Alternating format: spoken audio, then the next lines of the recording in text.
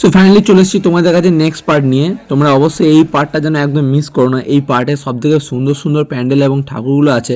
তো এই পার্টটাই তোমাদের সবথেকে সুন্দর লাগবে দেখতে। তাহলে চলো দেখতে থাকো। এই যে ভিড়টা দেখলে, এই ভিড়টা হচ্ছে চন্দননগরের রানীমাকে দেখার ভিড়।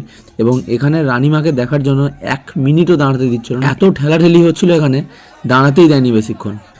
রানীমার দর্শন হয়ে যাওয়ার পর আমরা চলে এসেছিলাম বেসোহাটার যে ঠাকুরটা, এবং বেসোহাটার ঠাকুরের যে হাইট, মানে আমার তো মনে হয় এইটাই সবথেকে বড় ঠাকুর ছিল।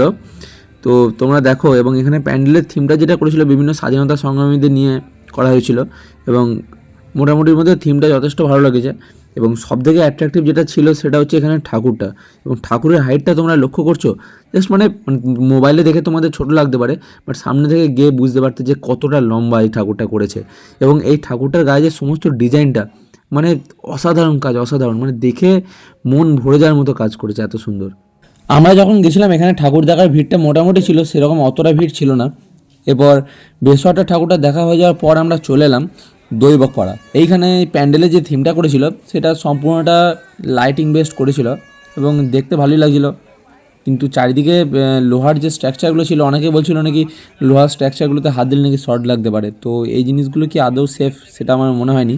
তো যাই হোক, প্যান্ডেলের লাইটিংয়ের ওপর যে থিমটা করেছিল সেটা দেখে ভালোই লাগলো, এবং এখানে ঠাকুরের মূর্তিটা একটু আলাদা রকম করেছে, বেশ ইউনিক লাগলো, ব্যাপারটা খুব সুন্দর। এবার ব্যাপারটা হলো সমস্ত জায়গার নাম অথবা সমস্ত ক্লাবের নাম তো জানা নেই ধরো। সো তাই সমস্ত জায়গার নাম বা ক্লাবের নাম আমি মেনশন করতে পারছি না। তো আবারও কিছুটা হেঁটে গিয়ে রাইট সাইডে রাস্তার দেখলাম এই প্যান্ডেলটা করেছে। তো এখানেও সম্পূর্ণটা ধান খড় এইসব দিয়ে থিমটা বানিয়েছে। তো জিনিসটা বেশ গ্রাম্য টাইপের লাগলো। এছাড়াও এখানে দেখি যে খড় দিয়ে কী বিভিন্ন রকম হাতের কাজ তৈরি করা যায়। তো এই জিনিসগুলো বেশ একটু ইউনিক টাইপের, যেগুলো সবাই সব জায়গায় দেখতে পারবে না। আর জগদ্ধাত্রী ঠাকুরের মূর্তি নিয়ে আলাদা করে কিছু বলার নেই, সত্যিই অসাধারণ লাগছে দেখতে। এরপরে ভাবলাম যে ঘোরা তো অনেকক্ষণ হলো, এবার রাতের খাবারটা সেরে একটু শক্তি অর্জন করা যাবে।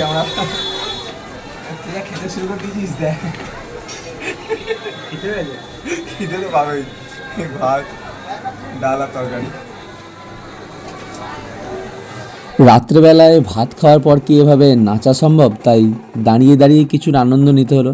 এখানে কোনো ক্লাবের ছেলে নয়, বা কোনো গ্রামের ছেলে নয়, বা কোনো শহরের ছেলে নয়, যারা ঘুরতে আসছে তারাই বাজনা তালে তালে নাচতে লেগে যাচ্ছে।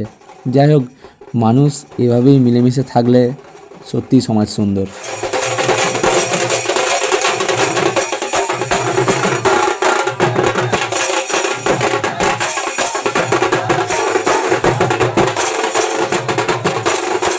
ঘুরতে ঘুরতে ম্যাপে যখন দেখি চলে এসেছি অনেকটা গঙ্গার ধারে, তাই ফাইনালি চলে এলাম রাত 12:30 পরে গঙ্গার ধারে। গঙ্গার ধারে রাত্রেবেলায় ভিউটা সত্যিই খুব সুন্দর ছিল, যেটা প্রথমবার অনুভব করলাম।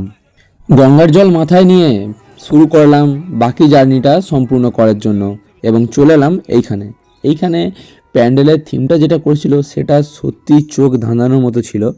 লাইটিং থেকে শুরু করে প্যান্ডেলের থিম সমস্ত কিছু খুব সুন্দর ছিল, এবং ঠাকুরের সাজও তোমরা দেখতে পাচ্ছ, অসাধারণ লাগছে ঠাকুরের সাজ। যাই হোক, বেশ ভালো লাগলো এই জায়গাটায় গিয়ে, এবং এরপরে চলে এলাম এমন একটা জায়গায় প্যান্ডেল হপিং করতে। সো এইখানে এসে সত্যি অবাক হয়ে গেলাম, কারণ সমস্ত প্যান্ডেলটা করেছে চিঠি, ডাক বক্স, এবং পুরনো দিনের চিঠিপত্র কীভাবে কী লেনদেন করা হতো, বা চিঠিতে কেমনভাবে কী লেখা হয়, প্রিয় মানুষ থেকে শুরু করে আপনজনদেরকে কিভাবে চিঠি দেওয়া হয়, এবং সেই সমস্ত কিছু নিয়ে এখানে সম্পূর্ণ থিমটা বানানো হয়েছে একটা চিঠি দিয়ে। প্যান্ডেলের গায়ে চারিদিকে লেটার বক্স লাগানো, এবং ভিতরে সমস্ত থিমটাতে কি আছে না, ওপরে দেখতে পাচ্ছ বিভিন্ন রকমের চিঠি বা বিভিন্ন রকম পত্র যেগুলো ঝুলছে, এবং তাছাড়া প্যান্ডেলের গায়ে বিভিন্ন রকমের সিডি ডিভিডির মতো জিনিস লাগানো আছে। মানে জিনিসটা সত্যিই বেশ ইউনিক। আর মা জগদ্ধাত্রীর রূপ এবং সাজ নিয়ে বেশি আর কী বা বলবো, তোমরাই দেখে নাও বাকিটা, আর কমেন্টে জানিও এবার। এরপর আমরা চলে এলাম জুরাসিক ওয়ার্ল্ডের জগদ্ধাত্রী পূজা দেখতে। এটা বিশেষত বাচ্চাদের থিম, চলো দেখা যাক।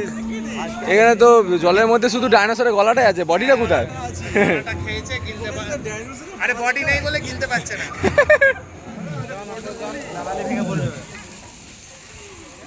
আবার কি বলবো?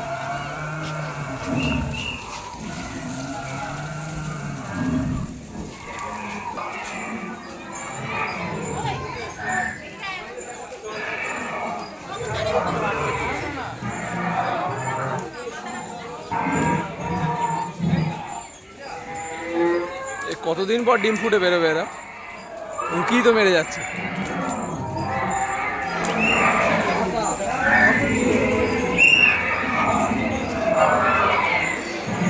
যাই হোক, এটাকে কোনো রকম করে আটকে রাখা হয়েছে, বাকিগুলো সব বাইরে। ভাই আবার গলায় ব্যান্ডেজও করা আছে, বাহ অনেক মারপিট করেছে। একে একটা কেউ বিস্কুট টিস্কুট দে, হ্যালো হাত খা, একটু বিস্কুট টিস্কুট দে। এখানে একটা জ্যান্ত ডাইনোসর, দেখতেই পেলে তাহলে আমরা এত বড় হয়েও জুরাসিক পার্কে এত মজা করলাম।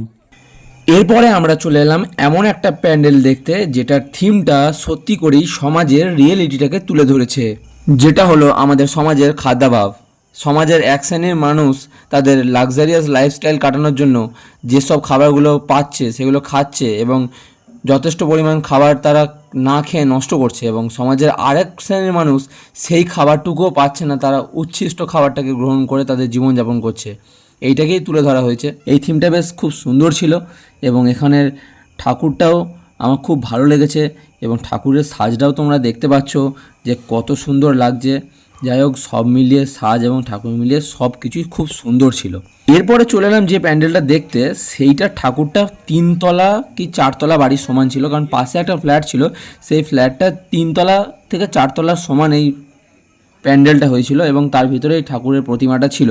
তাহলে ভাবো, মোটামুটি 3 তলা বাড়ির সমান এই ঠাকুরের প্রতিমাটা। জানি না সবথেকে বড় প্রতিমা চন্দননগরের মধ্যে কোনটা, কিন্তু আমার তো মনে হয় সবথেকে বড় প্রতিমায় আমার এইটাই লেগেছে। আর বেসোহাটায় যেটা ছিল সেইটা মনে হয় আমার সবথেকে বড় প্রতিমা লেগেছে। জানা তো নাই কোনটা সবথেকে বড় প্রতিমা, কিন্তু খুব ভালো লেগেছে। এবং এই প্রতিমাটার গায়ে যেসব ডাকের কাজগুলো ছিল, সেই ডাকের কাজগুলোর মধ্যে দুর্গা, সরস্বতী, লক্ষ্মী, কার্তিক, গণেশেরও কাজ ছিল। সব মিলে সত্যি খুব ভালো লাগলো। ঘড়ির কাঁটা 2টো বেজে পেরিয়ে গেছে, এখনো ভিড় দেখো।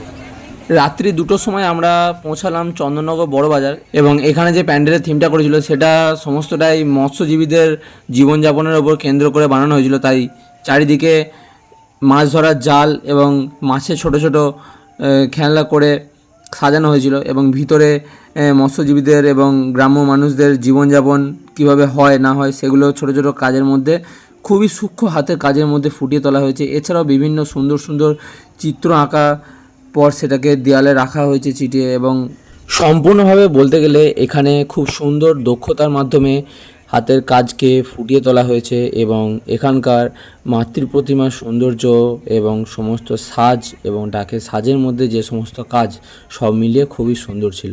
সকলের চিন্তাভাবনা এক হলে যা হয় আর কি।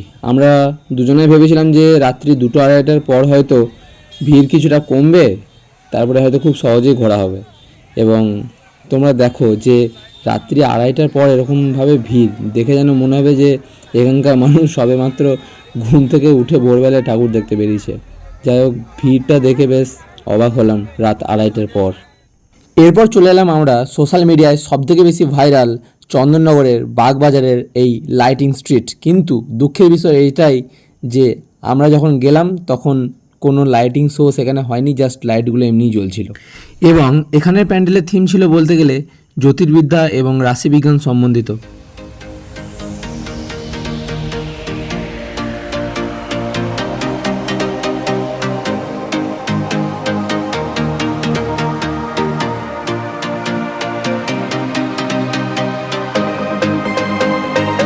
এরপরে আমরা চলে এলাম বাবুপুকুর ধার, যেখানে জঙ্গল বুক, দ্য লায়ন কিং এই সমস্ত কিছু নিয়ে একটা খুব সুন্দর থিম বানানো হয়েছিল, যেটা বিশেষত ছোট্ট বাচ্চাদের জন্য।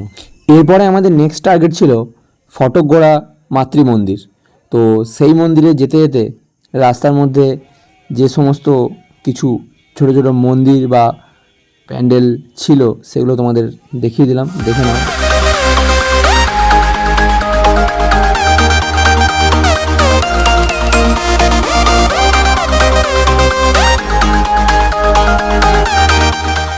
ফাইনালি চলে এসেছি ফটকগড়া মাতৃ মন্দির। দেখতে পাচ্ছ যেমনি মন্দিরের সৌন্দর্য তেমনি করা হয়েছে লাইটিং, এবং ঘড়িতে দেখে নাও সময়টা কত। এরপর মন্দিরের ভিতর উঠে এসে মন্দিরের ভিতরের সৌন্দর্য কতটা সেটাও তোমাদেরকে একবার ভিডিওর মাধ্যমে দেখিয়ে দিলাম এবং তারপরে দর্শন করলাম মাতৃ প্রতিমার। এই মন্দিরে মাতৃ প্রতিমা এবং মায়ের সাজসজ্জা এতটাই সুন্দর ছিল যে আমরা অনেকটা টাইম এই মন্দিরে বসে বসেই সময় কাটিয়ে নিলাম।